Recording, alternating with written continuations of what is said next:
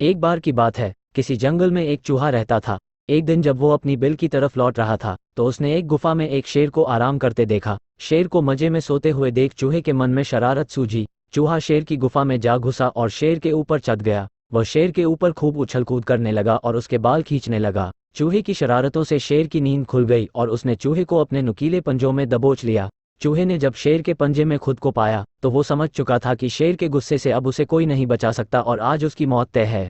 चूहा बुरी तरह डर गया और रो रो कर शेर से विनती करने लगा कि शेर जी, मुझे मत मारो, मुझसे भूल हो गई, मुझे जाने दो। अगर आज आप मुझे जाने देंगे तो मैं आपके इस उपकार के बदले भविष्य में जब भी आपको किसी मदद की जरूरत होगी मैं आपकी मदद करूंगा। चूहे की बातें सुनकर शेर की हंसी निकल गई।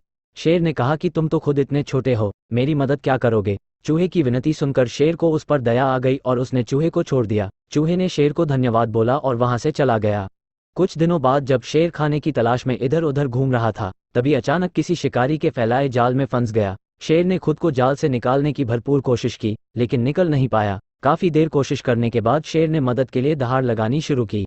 उसी वक्त वो चूहा उधर से गुजर रहा था कि उसने शेर की दहाड़ने की आवाज सुनी। वो भागकर शेर के पास गया और शेर को जाल में फंसा देख चौंक गया। उसने बिना देर करते हुए अपने नुकीले दांतों से जाल को काटना शुरू किया और कुछ ही देर में उसने पूरे जाल को काटकर शेर को आज़ाद कर दिया। चूहे की इस मदद से शेर की आंखें भर आईं और नम आंखों से शेर ने चूहे को धन्यवाद किया और दोनों वहां से चले गए। फिर शेर और चूहा अच्छे दोस्त बन गए।